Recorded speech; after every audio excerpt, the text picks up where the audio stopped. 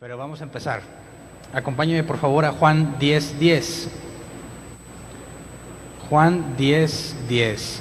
Vamos a retroceder un poco con respecto a lo que vimos el domingo. El domingo estuvimos analizando Juan 12, si no me equivoco. Y ya no iba a hablar de esto, pero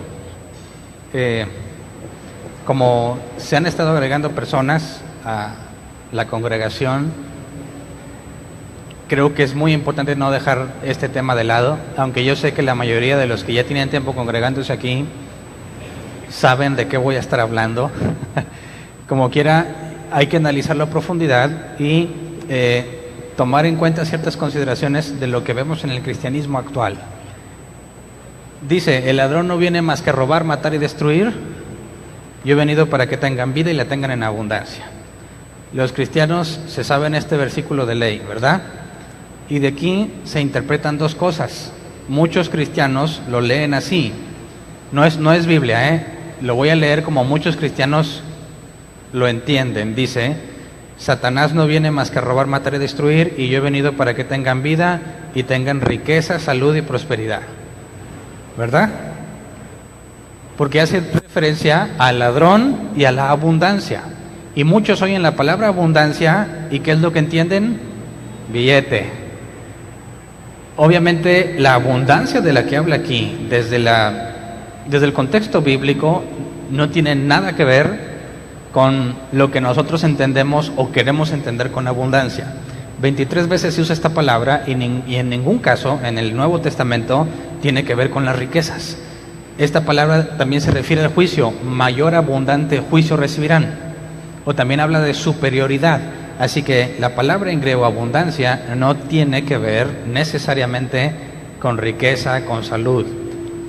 Pero en el capítulo de Juan 10 vemos, bajo el contexto, a qué se refiere Jesús con esta abundancia.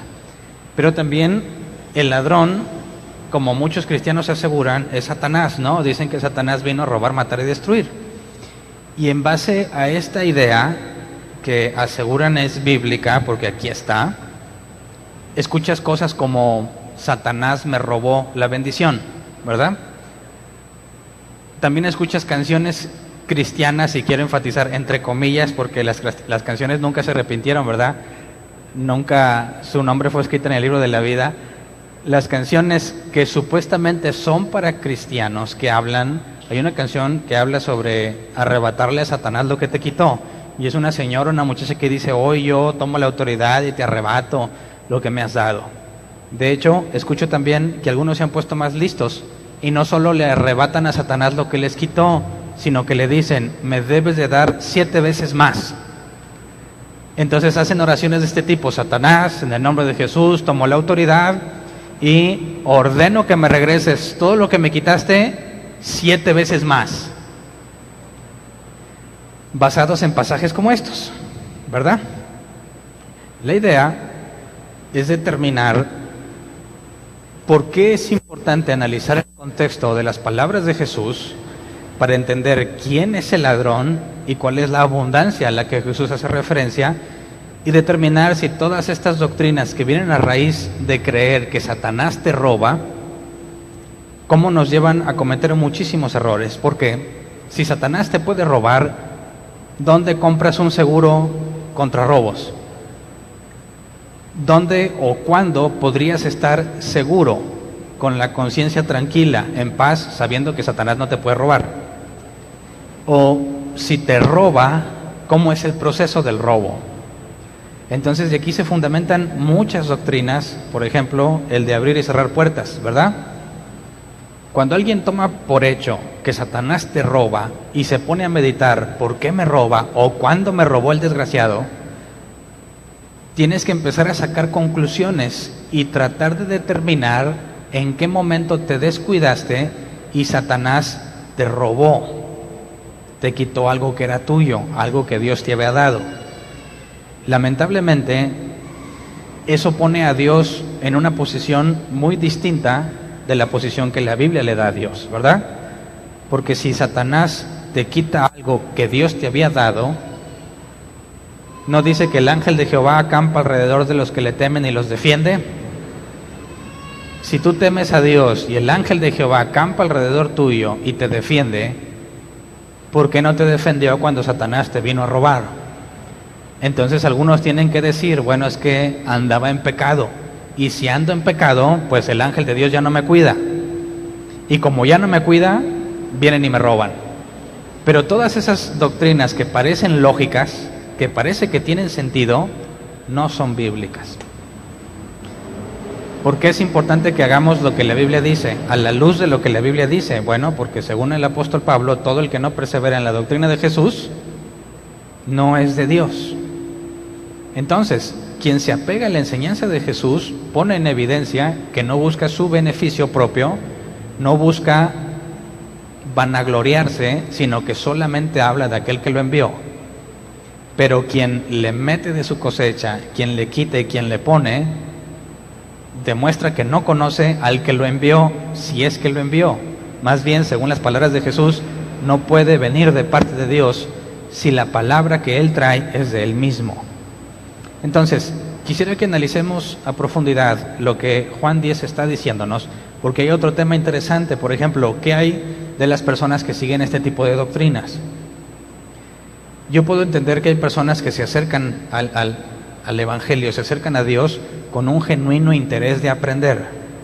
Y luego, lamentablemente, tienen estas personas que le dicen, hey, Satanás te viene a robar, viene a matarte y a destruirte.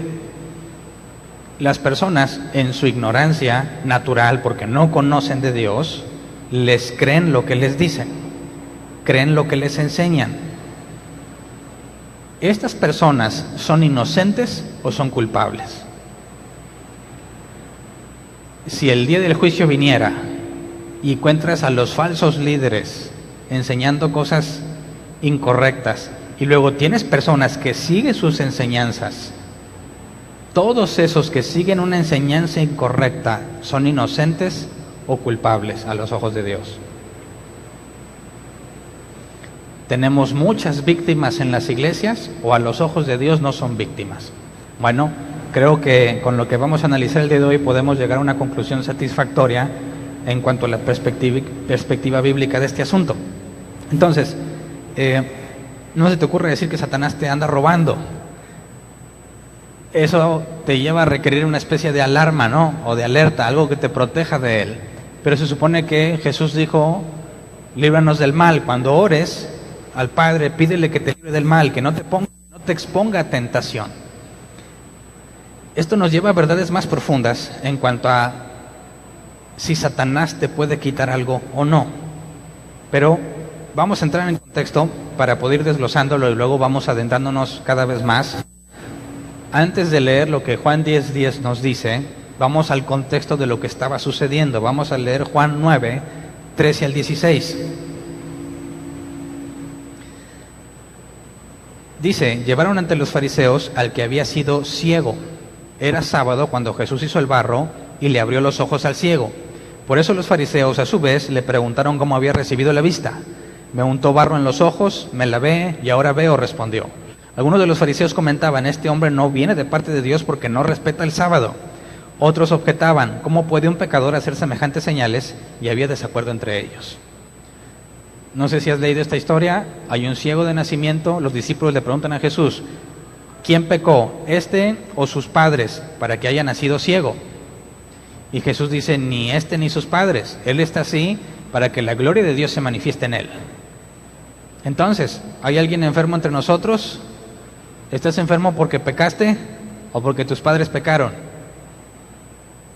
¿O simplemente porque Dios quiere manifestarse a ti?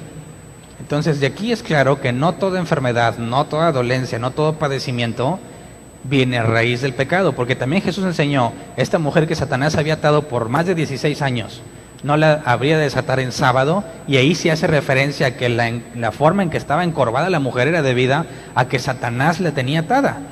Pero en el caso de este ciego de nacimiento, dice, no tiene nada que ver el pecado. Dios decidió que naciera así para un día manifestarse a él. Entonces, esas pueden ser buenas noticias. Si estás enfermo, no hay cura o tienes problemas de algún tipo, puedes descansar en este tipo de cosas. Quizás Dios se va a manifestar en un momento determinado de una forma que jamás lo has visto. Pero bueno, aquí los fariseos se están quejando de que Jesús hizo barro en sábado y lo sanó en sábado, el día de reposo judío, el día en el que no se debe trabajar. Y a pesar de que le regresó la vista, o le dio la vista por primera vez, los fariseos llegan a la conclusión de que si este hombre trabaja en sábado, no puede venir de Dios. Tiene que ser un pecador. Esto nos lleva a una situación interesante. Ya hemos hablado sobre el trabajar el sábado, ¿verdad?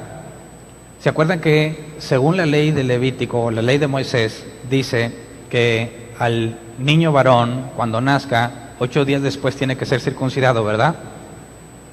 Pero también dice que el día de reposo no debes trabajar ni hacer obra alguna. ¿Qué pasaría si el niño nace y a los 8 días es día de reposo? Tienes 2 leyes, ¿verdad? La ley que dice que no hagas nada en sábado y la ley que dice que debes de circuncidarlo. Entonces, si el 8º día era en día de reposo, ¿qué haces? ¿Circuncidas al niño porque es el 8º día o no lo circuncidas porque es día de reposo? ¿Cuál harías? ¿Puedes cumplir las 2 leyes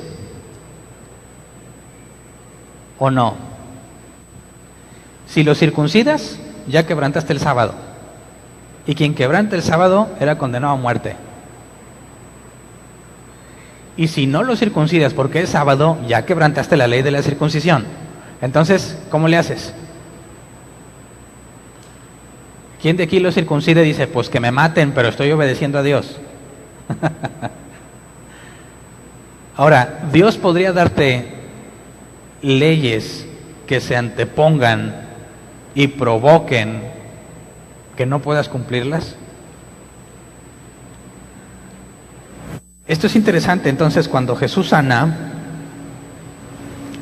a este ciego, le reclaman que está haciendo una obra de Dios en sábado. ¿Cómo la resuelves? Si tú tuvieras la autoridad para acusar a Jesús, ¿lo acusabas por haber trabajado en sábado o no?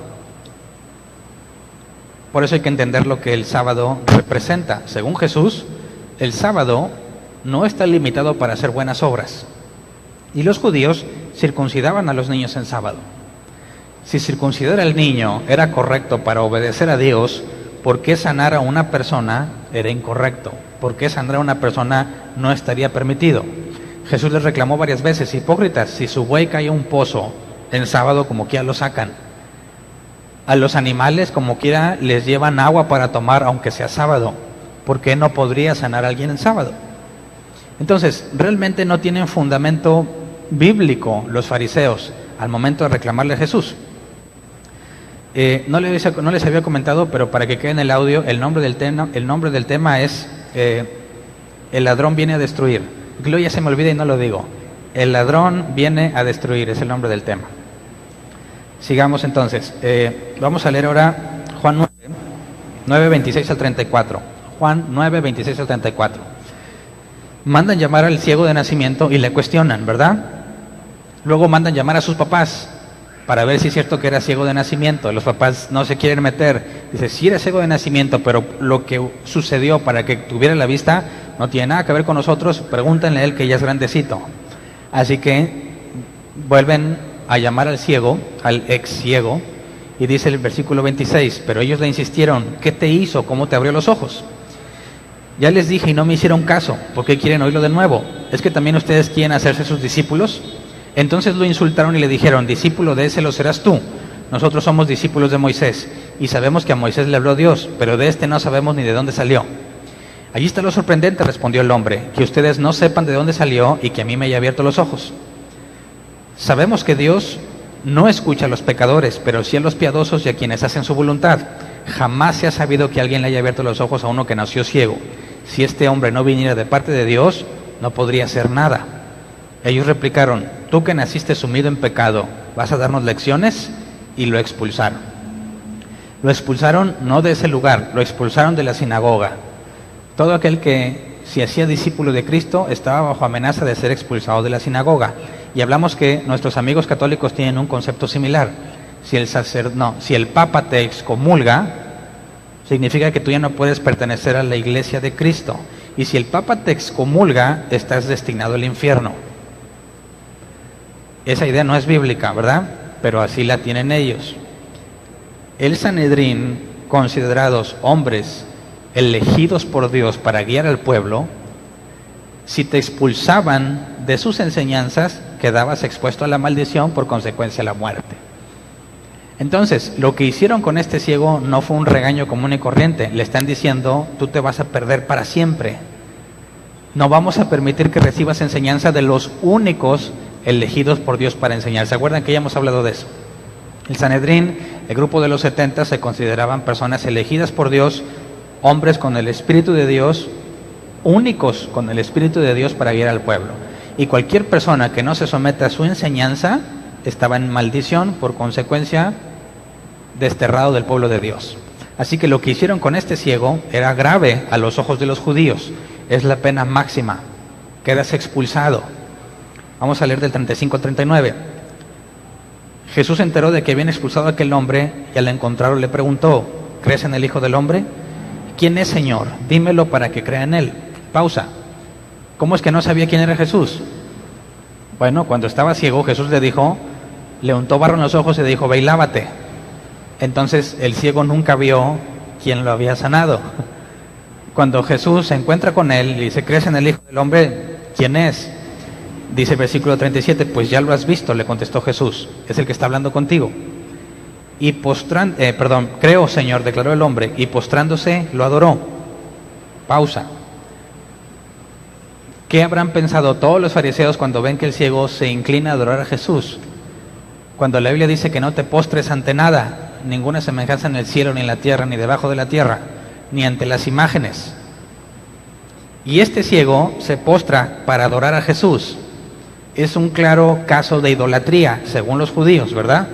Porque no te debes postrar ante nada. Entonces, le dice el versículo 39, Jesús le dice, entonces Jesús dijo, yo he venido a este mundo para juzgarlo, para que los ciegos vean y los que ven se queden ciegos. ¿Está hablando en sentido literal o no? Digo, obviamente, todos estaríamos ciegos aquí, ¿verdad? Porque nosotros conocimos a Jesús viendo y nos hubiera dejado ciegos y los ciegos estarían viendo, así que no nos está hablando sobre la ceguera física, sino sobre la situación de los fariseos. Porque leamos el versículo 40 y 41, algunos fariseos que estaban con él, al oírlo hablar así, le preguntaron, ¿qué? ¿Acaso también nosotros somos ciegos? ¿Entiendes la pregunta? Ellos son supuestamente los únicos con el Espíritu Santo de Dios para ver la luz y enseñarla a los hombres. Entonces le dicen, ¿qué? ¿Acaso nosotros también estamos ciegos? Eso se parece a lo que muchas veces me dijeron algunos pastores cuando yo iba con dudas con ellos. Les iba a preguntar algo y me decían, no, así yo lo veo así. Le digo, oye, pero la Biblia dice esto, se me hace que lo estás interpretando mal. Y es, ¿qué? ¿Tú me vas a enseñar a mí? Yo soy pastor y tú me vas a enseñar a mí. Y eso es una actitud muy destructiva en el cristianismo. Porque ¿quién de aquí ya sabe toda la verdad? Nadie. No debemos tener una mente abierta a pensar que quizás en nuestras interpretaciones nos estamos equivocando. Y si nos equivocamos y alguien nos muestra o nos ilustra el error, ¿no deberíamos estar agradecidos? Pero estos, exaltándose a sí mismos, creyéndose los únicos hombres iluminados, le dicen, ¿acaso también nosotros estamos ciegos? Y dice Jesús, versículo 41, Jesús les contestó, si fueran ciegos, no serían culpables de pecado, pero como confirman que ven, su pecado permanece. ¿Qué significa esto? Esto es muy importante para lo que vamos a analizar de Juan 10:10. Si fueran ciegos, no serían culpables de pecado. O sea, por eso te pregunté, ¿las personas que siguen doctrinas equivocadas son culpables o inocentes? Según este pasaje, ¿qué entiendes? Si fueran ciegos, no serían culpables de pecado. ¿Pueden existir personas que están engañadas y no son capaces de ver lo que les está pasando? y por eso ya no son culpables, según las palabras de Jesús, ¿o no? ¿O a qué se refiere? Si realmente hay personas ciegas que no pueden ver, es decir, la típica pregunta atea, si el cristiano dice, solo hay un mediador entre Dios y los hombres, ¿verdad? Jesucristo. Bueno, ¿qué tal si existe una persona que nunca escuchó hablar de Jesús? ¿Se salva o se va al infierno? ¿Qué opinas? ¿Se salva o no se salva? Nunca nadie le habló de Jesús. ¿Qué pasa si tú creciste en un lugar aislado?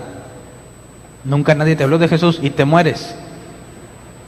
¿Te vas al cielo porque eras ciego? ¿O no tiene nada que ver eso?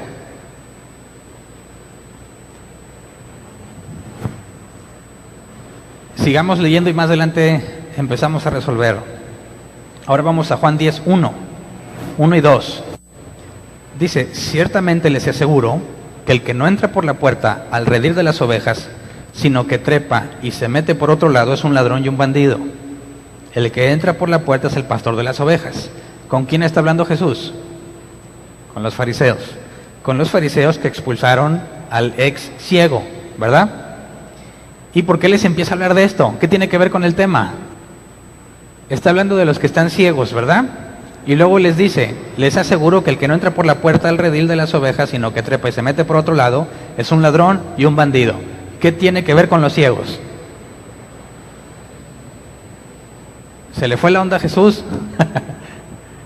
o está empezando a usar ilustraciones. Acuérdate que Jesús le dijo a los discípulos, a ustedes se les ha concedido entender los misterios del reino, pero a los demás no.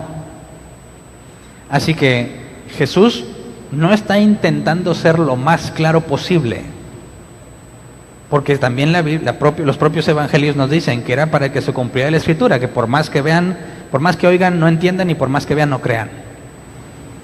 Así que Jesús empieza a hablarles con simbolismos, les está diciendo verdades, pero estos simbolismos no están diseñados para que entiendan lo más fácil posible. Porque según Jesús, el beneficio de entenderlo es para los elegidos, para los hijos, para los discípulos, para los que Jesús escogió, ¿verdad? A ustedes se les ha concedido entender los misterios del reino, a los demás no. Entonces, Jesús les empieza a hablar, ciertamente les digo que quien no entra por la puerta del redil de las ovejas es un ladrón. Ahora, hay que irnos al contexto cultural. ¿Qué pasaba en aquellos tiempos? Todos conocían el oficio de pastores, literal, ¿verdad? No de gente, de ovejas. Y había corrales muy grandes, corrales privados, donde personas pudientes guardaban sus ovejas. Pero se dice que lo más común es que distintos rebaños de ovejas eran guardados en un solo corral, un solo redil. Y normalmente había una persona que conocía a los dueños o a los pastores de los rebaños que cuidaba en la entrada, porque los corrales eran de un solo acceso, una sola puerta. Entonces, el que cuida, el vigilante o el portero, solamente le da acceso al que reconoce como dueño o encargado de un grupo de ovejas. Pero si tú fueras pastor y tienes 100 ovejas y las llevas a un corral público, por así decirlo, y hay otros 6, 7 pastores con 200 ovejas cada uno, ¿cómo le haces para identificar las tuyas? ¿Cómo le haces para que cuando te las lleves no te lleves más ni te lleves menos? Y si tú fueras el que cuida la puerta, ¿cómo te aseguras que nadie se lleve ovejas que no le corresponden? No las marcaban, ni les ponían collares. Por eso Jesús empieza a hablar de algo que es para ellos común y corriente, que todos saben de qué se trata. Y dice, quien no entra por la puerta con la intención de llevarse ovejas, es un ladrón. ¿Por qué? Porque sabe que no lo van a reconocer. Y el ladrón, dicen que le pasaban 2 cosas a la oveja. se las llevaban o las mataban. Entonces, si alguien quiere llevarse esas ovejas y hay alguien que las cuida, lo que tenía que hacer era brincarse la cerca. Entonces Jesús empieza a hacer, bajo ejemplos comunes y corrientes para la gente de aquel tiempo, empieza a hablarle sobre quiénes son los ladrones y que el que entra por la puerta es el pastor de las ovejas, quien no tiene nada que temer y no tiene de qué ocultarse, ¿verdad? Vamos a leer del 3 al 5. Dice: el portero le abre la puerta y las ovejas oyen su voz. Llama por nombre a las ovejas y las saca del redil. Cuando ya ha sacado a todas las que son suyas, va delante de ellas y las ovejas lo siguen porque reconocen su voz. Pero a un desconocido jamás lo siguen, más bien huyen de él porque no reconocen voces extrañas. Y aquí Jesús nos ilustra la forma en la que históricamente también sabemos que se controlaba el acceso de las ovejas. Cada pastor tenía un llamado distintivo para sus ovejas. Y como siempre está con sus ovejas, siempre les habla bajo ese silbido o grito o palabra particular. ¿Quién de aquí ha tenido mascota y le ha enseñado a venir? Cuando le dice Firulais, y hay un silbido particular que el perrito reconoce.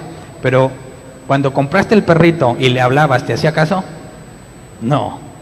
¿Por qué? Porque no está acostumbrado a oírlo. ¿Qué tiene que pasar para que el perrito te haga caso cuando tú le hablas particularmente? Por ejemplo, ¿quieres enseñarle a que te dé la pata? ¿Cómo le enseñas? ¿Alguien le ha enseñado a un perro eso? ¿Cómo le haces a prueba y error? Le dices, la pata, y me la da. ¿Y la pata? ¿O cómo le haces? Hay varias técnicas, las más eficientes son con comida, ¿verdad? Haces un gesto, un movimiento y luego le das comida y empieza a agarrar la onda y empieza a poner atención cada vez que hagas ese silbido, esa palabra o ese movimiento. Toma tiempo, ¿verdad?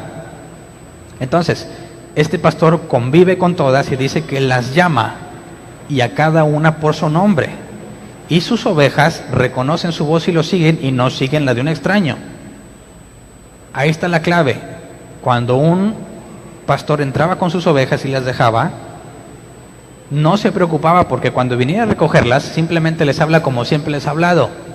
Y las ovejas, acostumbradas a estar con ese llamado en particular, cuando lo oyen, se acercan a él porque les da de comer.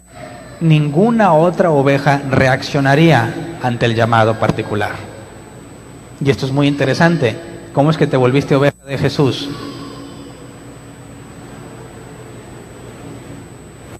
Tú eres una oveja en un redil. Hay un redil, ahorita Jesús nos va a hablar sobre ovejas de otro redil que tiene que traer a un mismo redil. Entonces tú eres una oveja en un X redil, pero eres oveja de Jesús. Jesús va por ti y tú te sales o Él te saca. Fíjate la ilustración que está poniendo Jesús. La oveja no se puede salir por sí misma del corral. El corral está diseñado para que ninguna oveja salga. La única forma en que una oveja salga es que el legítimo dueño o encargado la llame por nombre. Y esto armoniza con lo que vimos en Juan 6, ¿se acuerda? Nadie puede venir a mí si no le fuere dado por el Padre. Esta ilustración también nos ayuda a entender que tú no pudiste acudir a los pies de Jesús porque tú quisiste, sino porque fuiste llamado. ¿Verdad? Cuando el dueño de la oveja le llama a la oveja y le dice ven, las ovejas que realmente son de él van a reaccionar a su llamado. Es lo que le llamamos gracia irresistible. Cuando la oveja escucha la voz de su pastor, la oveja va a acudir a su llamado. Eso ya está programado en la oveja. Es lo que Pablo dice, desde antes de la fundación del mundo. Tu nombre está escrito en el libro de la vida, Apocalipsis dice. Pablo dice, fuiste elegido desde antes de la fundación del mundo. Hay un llamado particular que Dios hace a los que son suyos, y los que son suyos obedecen. Gracias. Entonces, tú como oveja, es imposible que te salgas del corral donde estás hasta que entre por la puerta el dueño y te hable.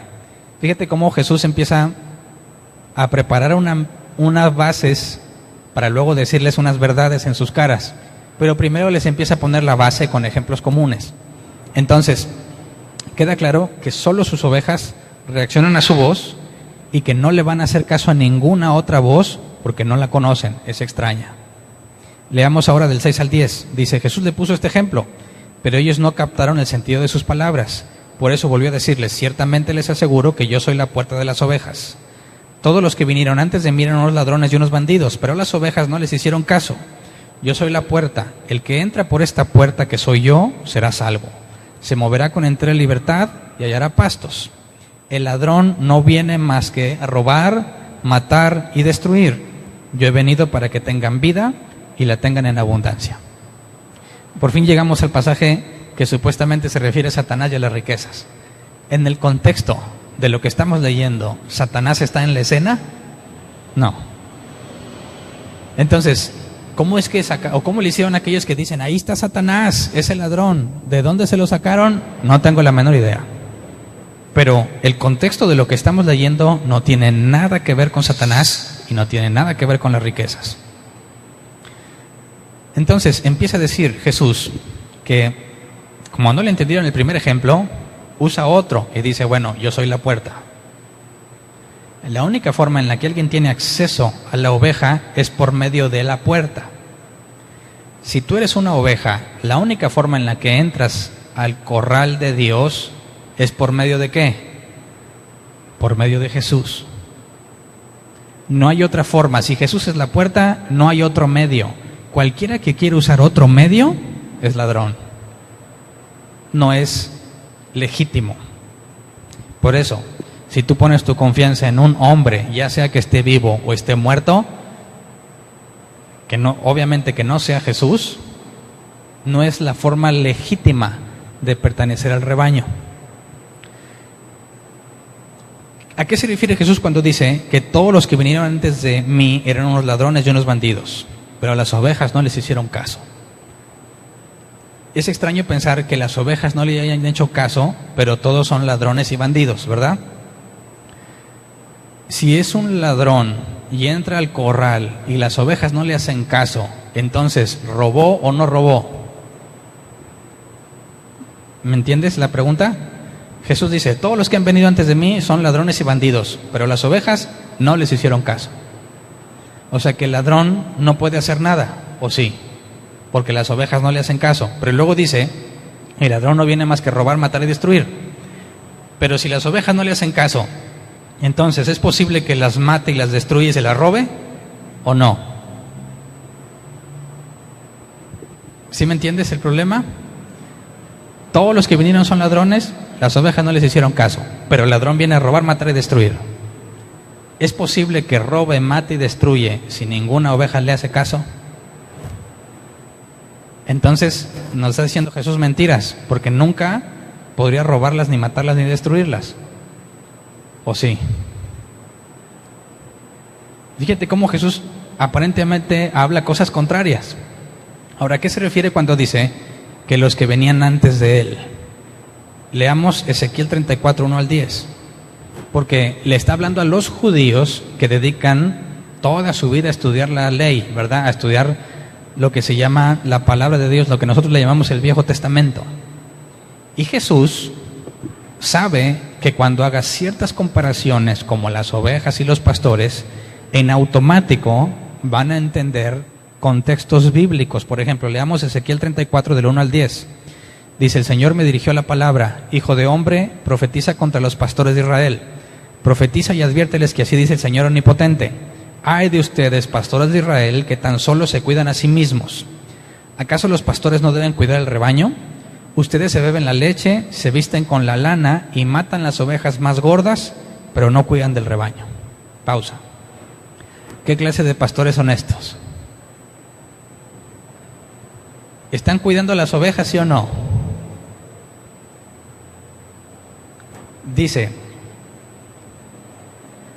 ¿acaso los pastores no deben cuidar el rebaño? En contraste, solo se cuidan a sí mismos. Se beben la leche, se visten con la lana y matan las ovejas más gordas, pero no cuidan el rebaño. Entonces, ¿sí las roban y sí las matan? ¿O no? Dios los está acusando, están robándose la leche y la lana porque las ovejas no son de ellos. Y aparte, matan a las ovejas más gordas en lugar de estar haciendo lo que debían estar haciendo. Ahora, lamentablemente en nuestros tiempos esto es algo muy literal, ¿verdad? Se visten con la lana de las ovejas, literalmente. Entonces, ¿todos los pastores son de Dios? ¿Todos los pastores vienen de parte de Dios? Esa segunda pregunta es capciosa, piénsala bien. ¿Todos los pastores son de Dios? No. ¿Todos los pastores vienen de parte de Dios? ¿Cómo le hicieron esos pastores para tener a las ovejas? ¿Se las robaron a Dios? No. ¿Cómo se hicieron de las ovejas? Para empezar, ¿de quién son las ovejas? De Dios. Y estos ladrones, ¿cómo le hicieron para tener control de las ovejas? Dios se los entregó. ¿Estás de acuerdo? ¿O le pueden robar a Dios? Fíjate cómo está el reproche. Ustedes deberían de cuidarlas, pero están haciendo todo lo contrario.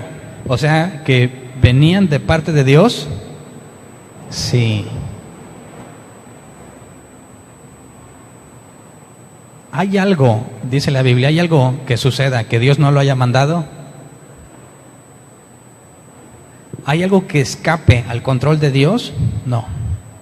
Entonces esto es interesante. Dios le asignó a las ovejas a estos hombres y Dios se sorprendió, dijo: qué bárbaros, nunca imaginé que iban a hacer eso. Es imposible porque Dios lo sabe todo. Entonces, ¿Dios sabía lo que iba a pasar? Sí. ¿Y sin embargo lo hizo? Sí. ¿O hay alguien aquí que dude de la omnisciencia de Dios? Que todo lo sabe. La Biblia es clara en cuanto a eso. Entonces, fíjate en qué consiste esto. Los pastores que Dios puso, no todos son buenos pastores. A pesar de que Dios los haya puesto, fíjate, algunos, en lugar de cuidar las ovejas, se benefician de ellas. Pero, ¿cuáles ovejas? Sigamos leyendo, dice, versículo 4.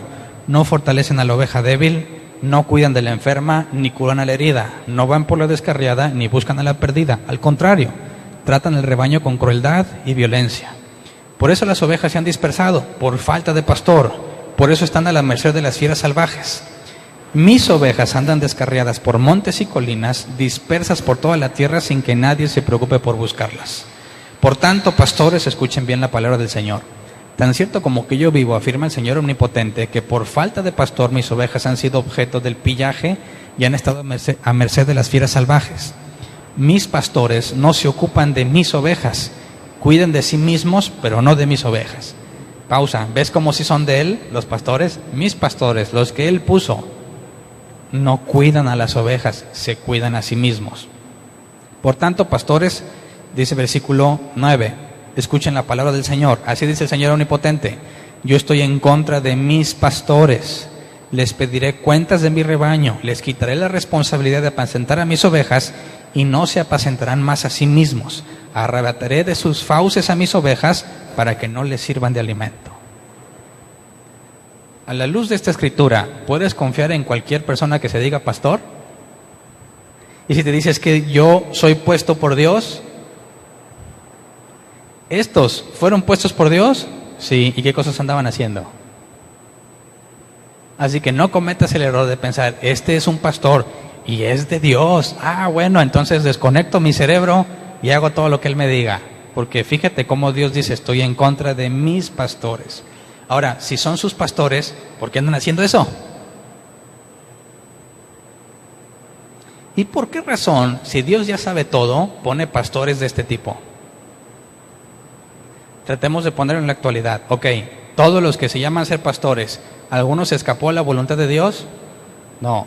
Si están en un lugar y se autodenominan pastores, Dios lo ha permitido, ¿verdad? Y luego enseñan barbaridades. ¿Quién lo está permitiendo? Dios.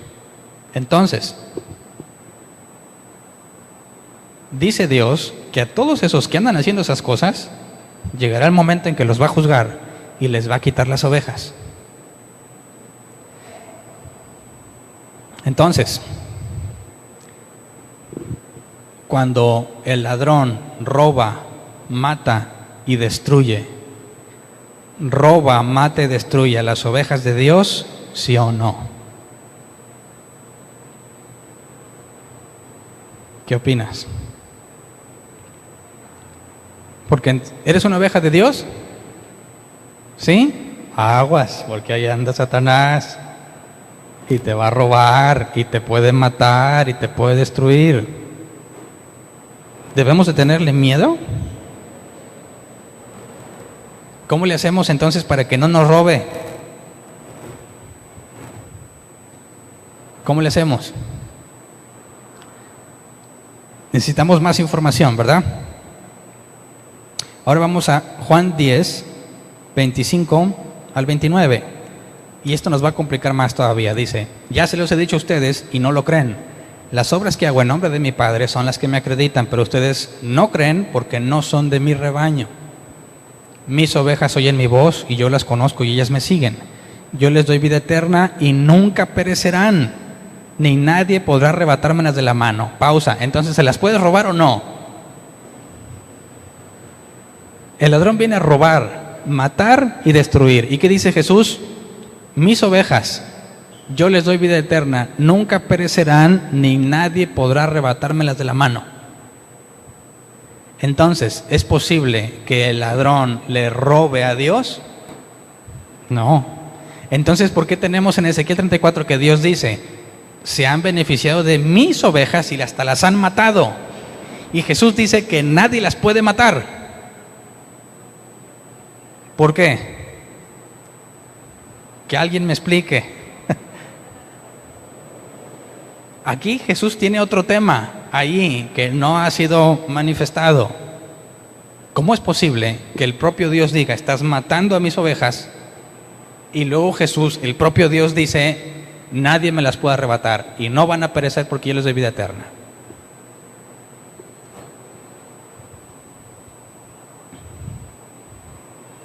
¿Qué opinas? Y luego vamos a Ezequiel 34, 20 al 25. Después de que le dice a los pastores todo lo malo que están haciendo y que los va a juzgar, ahora le habla a las ovejas. Dice, Ezequiel 34, 20 al 25. Por eso así dice el Señor Omnipotente, yo mismo voy a juzgar entre las ovejas gordas y las flacas. Por cuanto ustedes han empujado con el costado y con la espalda y han atacado a cornadas a las más débiles hasta dispersarlas. Voy a salvar a mis ovejas y ya no les servirán de presa. Yo juzgaré entre ovejas y ovejas. Entonces les daré un pastor, mi siervo David, que las apacentará y será su único pastor. Yo el Señor seré su Dios y mi siervo David será su príncipe. Yo el Señor lo he dicho. Estableceré con ellos un pacto de paz. Haré desaparecer del país a las bestias feroces para que mis ovejas puedan habitar seguras en el desierto y dormir tranquilas en los bosques. Ahora, ¿cuáles son las ovejas flacas y cuáles son las gordas? Y no voltees a verte la panza. ¿Hay dos tipos de ovejas, sí o no? Dice que con unas, con las suyas, estableceré un pacto de paz para que mis ovejas puedan habitar seguras. Pero hay otras que dicen, ustedes, ovejas, las voy a separar porque han golpeado y han corneado a las más débiles. Entonces, ¿todas las ovejas van a tener un pacto de paz con Dios? No. Entonces, ¿cómo le hacemos para entender que hay ovejas que los ladrones las roban y las matan, pero hay otras ovejas que nadie les puede matar y nadie las puede arrebatar de la mano de Dios? Ahí está claro. El Señor Dios es dueño de todo, ¿verdad? Y todo hombre es oveja de Él, pero no todas son las de su rebaño particular. Entonces, el ladrón que roba y mata, es imposible que mate a estas ovejas que Dios ha elegido. Pero las otras, las que el mismo Dios juzga, ¿qué pasa con ellas? A esas sí. ¿Me entiendes? Entonces, cuando alguien es un pastor puesto por Dios, pero enseña cosas equivocadas. Ya dijimos, Dios no se sorprende de eso, ¿verdad? Dios, sabiendo lo que iba a pasar, lo puso allí. Pero ¿a quiénes va a afectar ese falso pastor? Jesús dice que las de él nadie las va a afectar, ¿verdad? Dice el versículo 29 de Juan 10, mi Padre que me las ha dado es más grande que todos y de la mano del Padre nadie las puede arrebatar. ¿Entiendes? De entre todos los humanos, de entre todas las ovejas, hay unas que son especiales para Dios. Y Jesús dijo, ¿se acuerdan que lo vimos en otro tema? La voluntad del Padre es de todo lo que Él me da, no pierda yo nada. Cuando Jesús dice, yo soy la puerta, el que entre por aquí se salva. Para que una oveja entre por ahí, es la puerta del redil de Él. Jesús dijo, nadie puede venir a mí si no lo trae el Padre. Y la palabra traer en griego es arrastrar. Entonces, el Padre ahí las lleva a las ovejas, arreándolas, para que entren por la puerta al redil, donde la puerta es Jesús. Y dice Jesús, todos los que el Padre me da, ninguno se va a perder. Porque nadie las puede arrebatar de la mano de mi Padre. Si tú crees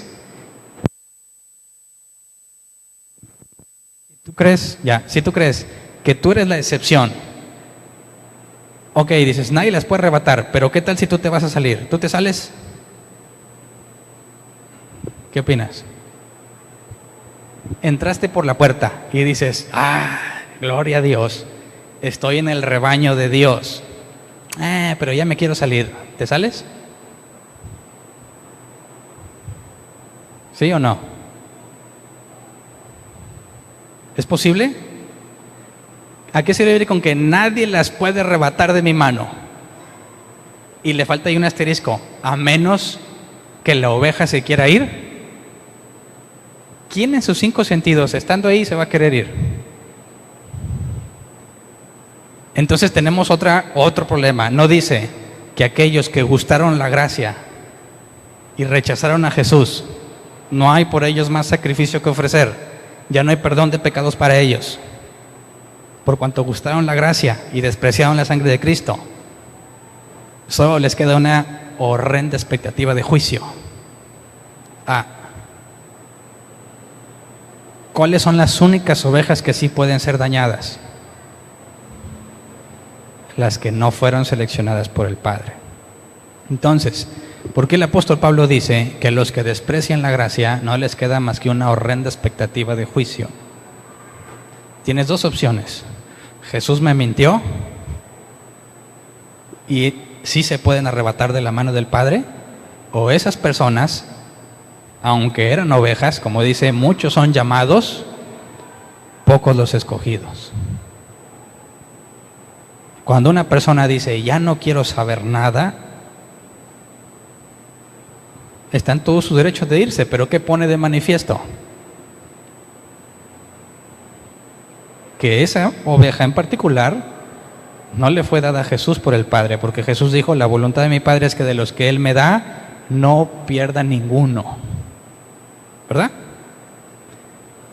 Entonces, quienes se pierden de la salvación no eran de Jesús. Entonces, ¿la salvación se pierde?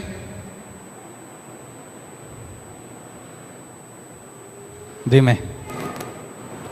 Si la salvación se pierde, ¿quién tuvo que haber fracasado?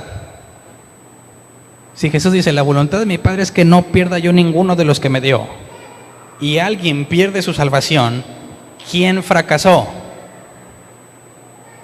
Si realmente crees que alguien pierde su salvación, tendrías que llamar a Jesús fracasado.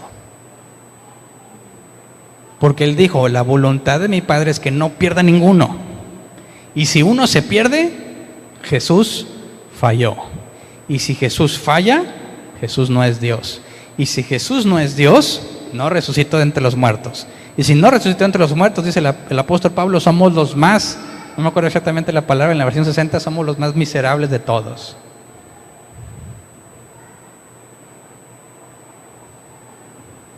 Fíjate todo lo que le está diciendo a los fariseos, a los maestros de la ley. Fíjate cómo les está empezando por medio de la Escritura, por medio de Ezequiel 34, está empezando a hacerles ver que ellos que se sienten que no son ciegos, no están viniendo a través de Jesús a las ovejas, por lo tanto, son ladrones y salteadores. Así cuando dice, el ladrón no viene más que a robar, matar y destruir, ¿de quién está hablando? De los falsos pastores, como los fariseos con quienes está hablando, no de Satanás. Por eso, si tú eres una oveja del rebaño de Jesús, ¿podría Satanás robarte? No. ¿Podría Satanás matarte? Tampoco. Cuando llegue el día en que te mueras, por la razón que haya sido, a manos de un asesino o de lo que tú quieras, tendríamos que recordar lo que Jesús le dijo a Pilato. Pilato le dijo, ¿te quedas callado? ¿No sabes que yo tengo poder para matarte o para salvarte? Y Jesús le dice, tú no tendrías autoridad sobre mí si no te hubiese sido dada de arriba. Así que no es Pilato quien lo condena a muerte, sino el Padre. No es Pilato, no son los judíos los asesinos. Por eso Jesús más adelante vamos a ver que dice, no me quitan mi vida, sino que yo la pongo. No hay nada que te suceda que no haya sido autorizado por el Padre. Y quien le eche la culpa a Satanás simplemente demuestra que en su mente tiene un Dios chiquito, un Dios que no tiene control de todo, un Dios a quien le pueden ganar ahí la movida, un Dios que de repente va a decir, y Hernán, yo lo dije aquí, diablo mugroso, ya agarró el diablo a Hernán, no lo puedo dejar un rato solo porque luego cae. Eso no es omnisciencia. Más bien, Dios nos tendría que decir como a Pedro, como Jesús le dijo a Pedro, Pedro, los han pedido para zarandearlos como a trigo. ¿Sabes qué? Ya vinieron y pidieron permiso. Y yo he orado para que tu fe no falte. O sea, te concedieron, ¿verdad? Satanás vino y dijo, préstame Hernán un round. Y Dios le dijo, va. Y luego Jesús me dice, Hernán, ¿qué crees? Satanás vino y te pidió. Le dijiste que no, ¿verdad? Le dije que sí, y no un round, sino 3. Pero no te preocupes. Yo he orado para que no te falte la fe. Ay, Jesús, ¿de qué lado estás, verdad? Pero fíjate, como nada de lo que sucede está fuera, nada de lo que sucede está fuera de lo que el Padre, ¿ya? No.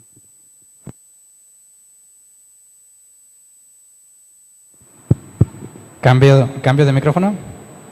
La tercera es la buena. Gracias. El diablo no quiere que me oigas. Aunque no tendría razón, ¿verdad? Porque le estoy quitando un gran peso de encima. Estoy diciendo que el ladrón no es él. Entonces,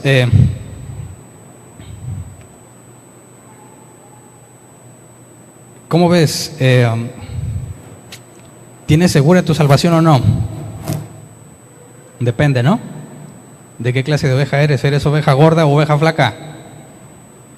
¿Cuáles son las de Dios? ¿Las gordas o las flacas? Según lo que leímos en Ezequiel 34.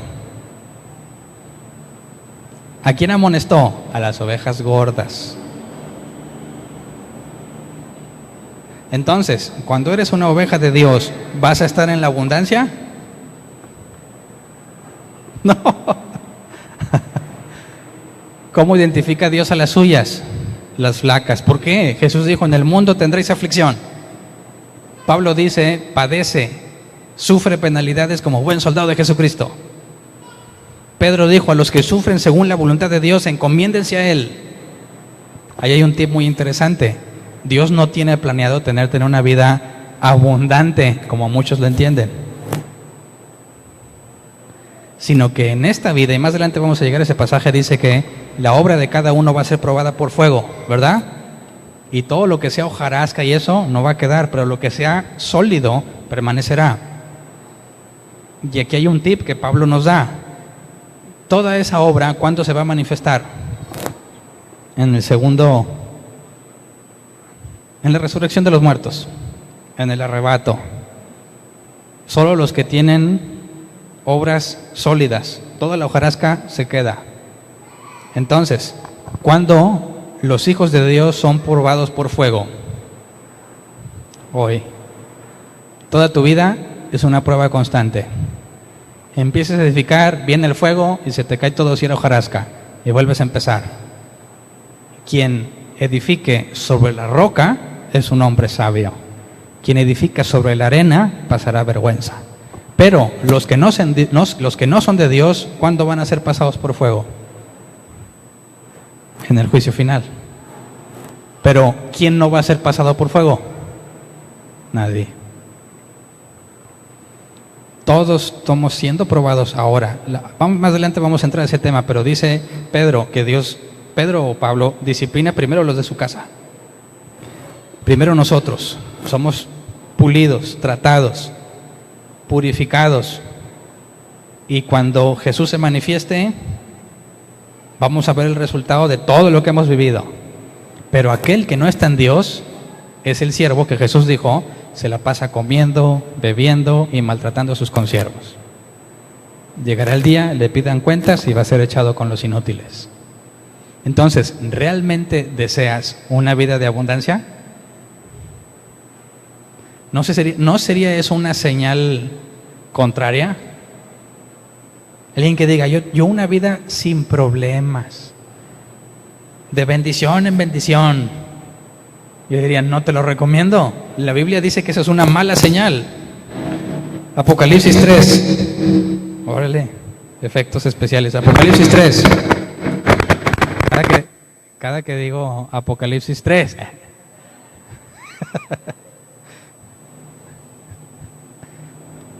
Apocalipsis 3. Dices, me he enriquecido y nada tengo necesidad. Pero eres un miserable, desventurado, pobre, ciego y desnudo. Así que, ¿qué prefieres? ¿Ser una oveja flaca o una oveja gorda? La flaca. Gracias a Dios no es literal, ¿verdad? Regresémonos a Juan, para empezar a terminar. Vamos a Juan 10, 11. Y luego Jesús les dice, yo soy el buen pastor. El buen pastor da su vida por las ovejas. Habló de los malos pastores, ¿verdad? Habló de los ladrones. Y luego dice, yo soy el buen pastor. Regresémonos a Ezequiel 34, 11 y 12. Dice, así dice el Señor Omnipotente, yo mismo me encargaré de buscar y de cuidar a mi rebaño. Como un pastor que cuida de sus ovejas cuando están dispersas, así me ocuparé de mis ovejas y las rescataré de todos los lugares donde en un día oscuro y de nubarrones se hayan dispersado. Según Ezequiel 34, hay pastores malos y hay un pastor bueno. ¿Cuál es el pastor bueno? Dice, así dice el Señor Omnipotente, yo mismo me encargaré de buscar y de cuidar mi rebaño. ¿Quién es el buen pastor según Ezequiel 34? El Señor Omnipotente. Y cuando Jesús dice, yo soy el buen pastor, ¿qué está diciendo? Se está identificando. ¿Te fijas cómo le está hablando a los fariseos? Por medio de todo el contexto de lo que está escrito en la palabra de Dios, se está comunicando con ellos y les está diciendo, ustedes son todos esos de los que Ezequiel habló, que nada más se benefician de las ovejas. Pero yo soy el Señor Omnipotente que vine a pastorearlas. Es una provocación directa, ¿no? Luego, Juan 10, 12 al 13, dice, el asalariado no es el pastor, y a él no le pertenecen las ovejas. Cuando ve que el lobo se acerca, abandona las ovejas y huye. Entonces el lobo ataca el rebaño y lo dispersa. Y ese hombre huye porque siendo asalariado no le importan las ovejas. Les está diciendo directamente otra cosa, ¿no? A ustedes que se benefician, que sacan provecho, a ustedes no les importan las ovejas. Ven que viene el problema, huyen y no les importa lo que pasen porque no les importa lo que pase con los demás porque piensan en sí mismos. Luego versículo 14 al 18. Yo soy el buen pastor, conozco a mis ovejas y ellas me conocen a mí. Así como el Padre me conoce a mí y yo lo conozco a él y doy mi vida por las ovejas. Tengo otras ovejas que no son de este redil y también a ellas debo traerlas. Así ellas escucharán mi voz y habrá un solo rebaño y un solo pastor. ¿Quiénes son las ovejas de otro redil? Nosotros, los gentiles. La Biblia habla, y ya lo hemos visto, pero más adelante lo vamos a ver otra vez, que el Mesías no nada más es luz para los israelitas, sino también sería luz a las naciones. Y Jesús está diciendo, primero, ¿se acuerdan que vimos que Jesús dijo, yo fui enviado a las ovejas de mi Padre, las ovejas de Israel?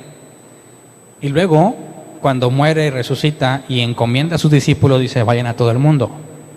Primero a los israelitas, luego a los gentiles. Les dice, primero las ovejas entre ustedes los israelitas, y tengo otras ovejas en otro redil y voy por ellas. Entonces, quienes dicen, es que las ovejas de Israel, esas ya no más la iglesia. O los que son de Israel y dicen, ¿qué iglesia ni qué 8 patas? 8 cuartos, ¿verdad? Le mezclé. ¿Qué iglesia ni qué 8 cuartos? Los israelitas. Bueno, ¿qué es lo que dice Jesús? Que no es ni uno ni el otro, sino que de los dos es un solo rebaño. Así que, ¿quién vale más, la iglesia o Israel? Un solo rebaño. Por eso no cometas el error que muchos cristianos hacen. Hablan con una persona que parece de allá. ¿Eres judío? Sí. ¡Ah! Y le quieren tocar y rascar la barba y ora por mí. Y te compro todo lo que traigas de allá. Es que este es el pueblo de Dios. ¡Qué ignorancia tan profunda! Entonces, ¿tú qué eres?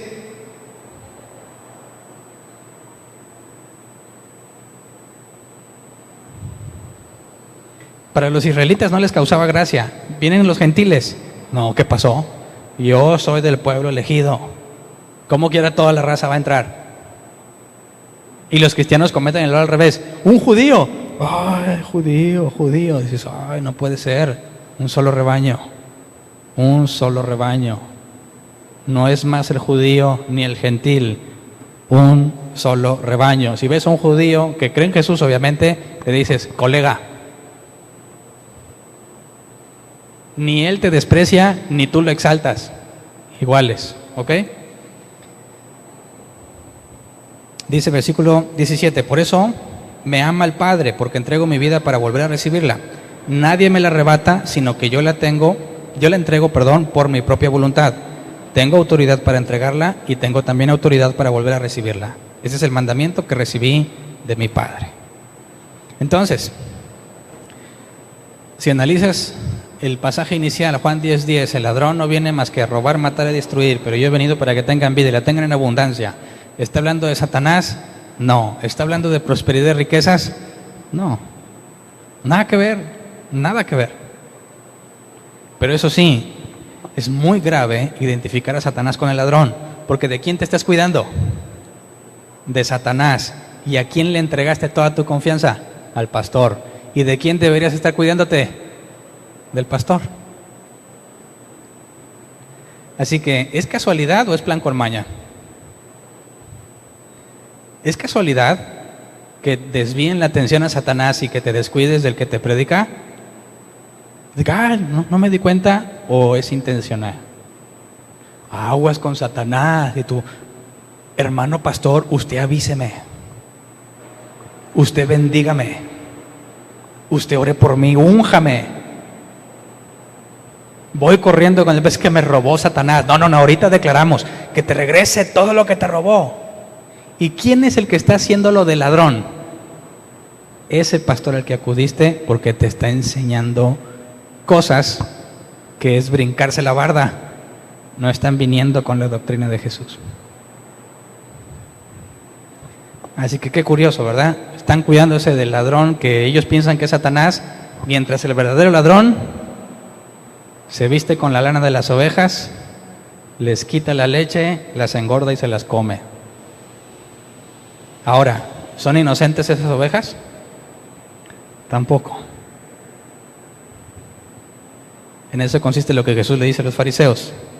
Ustedes, si fueran ciegos, no se les acusaría de pecado. Pero como dicen que ven, su pecado permanece. ¿Qué significa?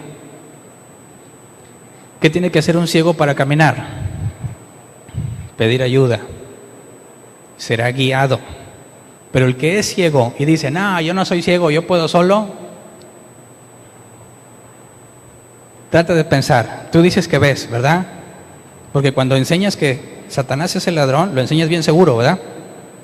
Cuando dices que le arrebatas a Satanás, lo dices con pleno uso de tus facultades mentales, ¿verdad?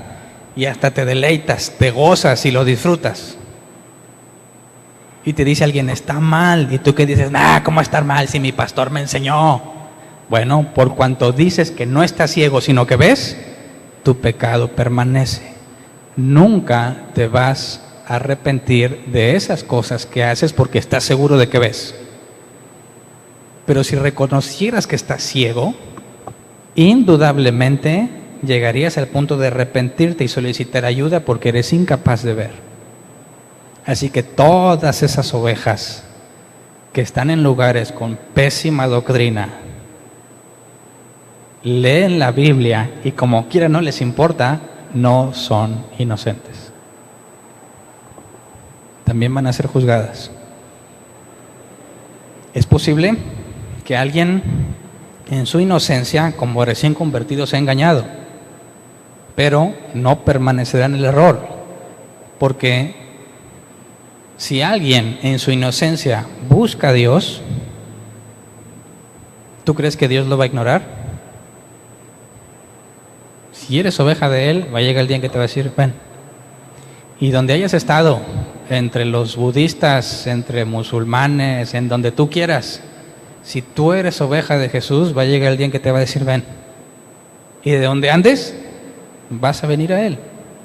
Porque es imposible que pueda alguien arrebatarte de las manos de Dios. Es imposible que alguien pueda robarte, no con sus ovejas. Así que yo no me preocupo por Satanás. ¿Sabes por quién me preocupo? Por mí.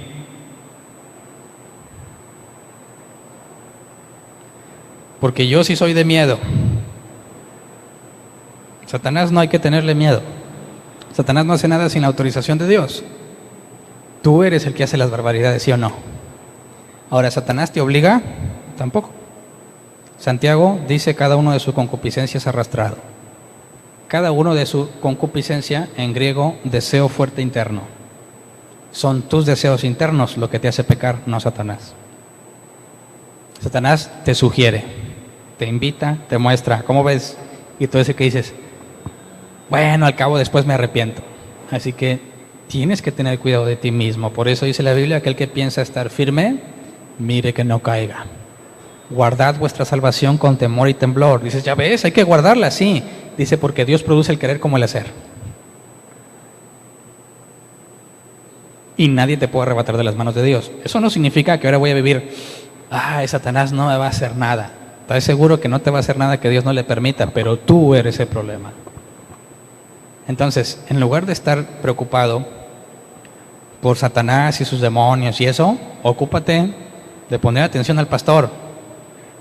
Obsérvame bien, no me creas. Si agarro monte de repente, te puedes ir conmigo al monte si no estás listo. Obviamente yo le echo todas las ganas, mi vida está en juego, ¿verdad? Mi propia vida cuando sea juzgado. Pero eso no significa que puedes confiar en mí. Yo no confío en ninguno de ustedes. Así que no vayan a ustedes a confiar en mí, maldito el hombre que confía en el hombre. Es el pastor, el príncipe de los pastores, dice Pedro, 1 Pedro 5:4, así cuando aparezca el pastor supremo, ustedes recibirán la inmarcesible corona de gloria. Jesús es el pastor supremo. Y si yo estoy aquí puesto por Dios, no garantiza que voy a ser un buen pastor, ¿verdad? Ya lo vimos en Ezequiel 34. Así que es responsabilidad de toda la iglesia cuidarnos unos a otros para que ninguno caiga en descrédito ni en condenación del diablo. Más adelante, entrando a Hechos y todo, vamos a adentrarnos al asunto de la vida en la iglesia y todas esas cosas que los apóstoles enseñan. Ya mero me acabo Juan y entramos al proceso de la crucifixión y de la resurrección de Jesús desde el punto de vista de los 4 evangelios. Para ahora sí entrar al libro de Hechos y adentrarnos de lleno a la vida de la iglesia, a la vida del creyente que se ha acercado a Jesús Porque lo que ha enseñado Jesús poco tiene que ver con la vida de la iglesia. Lo que hemos estado viendo es en lo individual, en lo personal, tú y Dios. Después que Jesús encomienda a sus discípulos, empieza toda la enseñanza sobre la vida entre los creyentes, cómo tratarnos, cómo ayudarnos, cómo edificarnos unos a otros y cómo en conjunto seguir las enseñanzas de Jesús. Así que estaremos hablando de eso más a detalle, pero por lo pronto hoy, Jesús es el buen pastor y el ladrón son todos aquellos que traen doctrinas erradas. Cuídate de quien te enseña y cuídate de lo que enseñas. Si alguien te enseña equivocado, no eres pasado por inocente, porque ahí tienes la Biblia y tienes el Espíritu Santo. Por eso, quien es arrastrado por la doctrina del error, demuestra que no estaba buscando a Dios. ¿A quién buscas? ¿Quieres la vida en abundancia? Échale un ojo a Pablo. ¿Su vida fue abundante o no? ¿Sí? ¿Quién puede decir que fue al tercer cielo? ¿Quién puede decir, les revelo un misterio que ha estado oculto por los siglos? ¿Qué es más valioso que esas cosas? ¿Tenía una vida abundante? ¿Sí? Con hambre, persecución, cárceles, latigazos, luchar con fieras, apedreadas. Y aún así, su vida era abundante. Así que no cometas el error de interpretar abundante como mejor te parezca. Interpretémoslo a la luz de la vida de los discípulos de Jesús registrados en la Biblia. Así que vamos a ponernos de pie.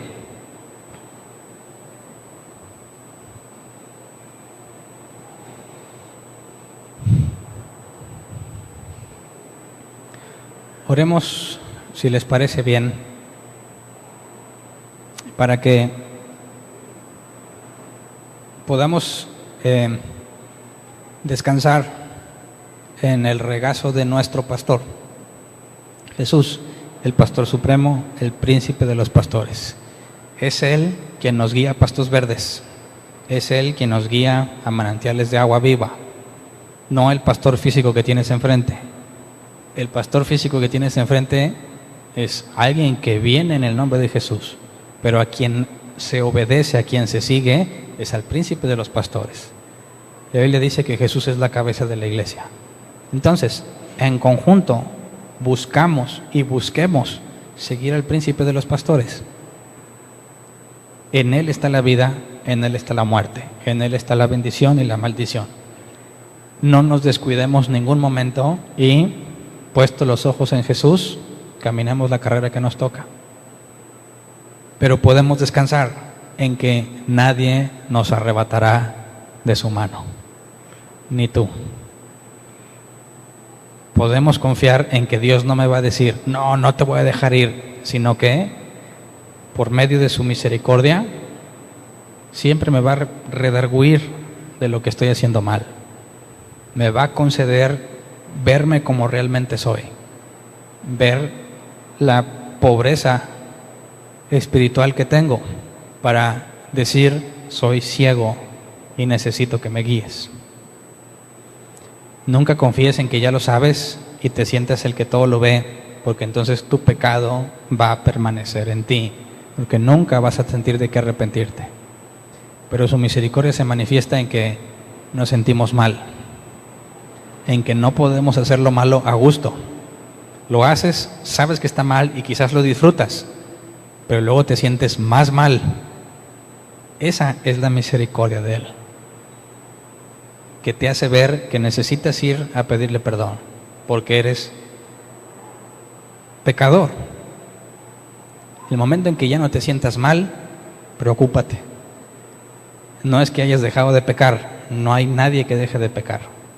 Si pecas y no te sientes mal, es porque Él ha decidido no disciplinarte más. Y eso debería provocar terror. Estar por tu cuenta, con tus propias decisiones, es lo peor que te puede pasar. La dirección de Él, su disciplina, es lo único que nos puede dar confianza de que estamos caminando por sus caminos. Así que oremos por eso, como ven. que cuando andemos mal, no nos deje sin disciplina. Que cuando tomemos decisiones incorrectas, no nos deje hacer lo que queramos.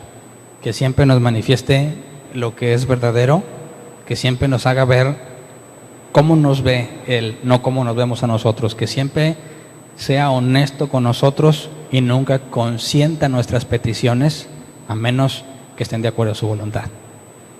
¿Cómo ves? Vamos a orar. Señor, reconocemos que como ovejas quizás podemos tratar de rebelarnos, podemos en cierta forma extraviarnos, pero tu palabra dice que tú dejas las 99 y vas por aquella que se extravió hasta que la encuentras. En eso radica nuestra seguridad, no en nosotros mismos, no en que hacemos las cosas bien, no en que hacemos tu voluntad, sino en tu misericordia. Que nuestra rebeldía a veces nos dejas ir como el hijo pródigo para que experimentemos las consecuencias de nuestras malas decisiones, pero no nos dejas abandonados. 7 veces caerá el justo, mas Jehová la levantará. Tu palabra dice que en eso se manifiesta tu misericordia, que cuando hemos caído, tú estás ahí para levantarnos. Queremos pedirte que nunca nos abandones, que siempre nos hagas ver, como dice la Escritura, que tu Espíritu Santo le da testimonio a nuestro espíritu que somos tus hijos. Que podamos tener siempre la evidencia de que luchamos con nosotros mismos para no hacer lo que nosotros queremos, sino para hacer tu voluntad. Enséñanos a confiar en ti, poder descansar en el hecho de que nadie podrá arrebatarnos de tu mano, en que si somos tuyos, no pereceremos, es decir, no nos vamos a quedar apartados de ti por la eternidad, sino que como tú dijiste, donde yo esté, ahí estarán también ustedes. Permítenos estar contigo en todo momento, poder decir como Elías dijo, vive Dios en cuya presencia estoy, sabernos siempre que estamos delante de ti. Permítenos nunca vernos a nosotros solos para hacer cosas que pensamos que nadie vería, sino que siempre tengamos conciencia de que tú estás con nosotros, estás viéndonos y estás presente en todo lo que hacemos. En tu misericordia disciplina a cada uno conforme corresponda.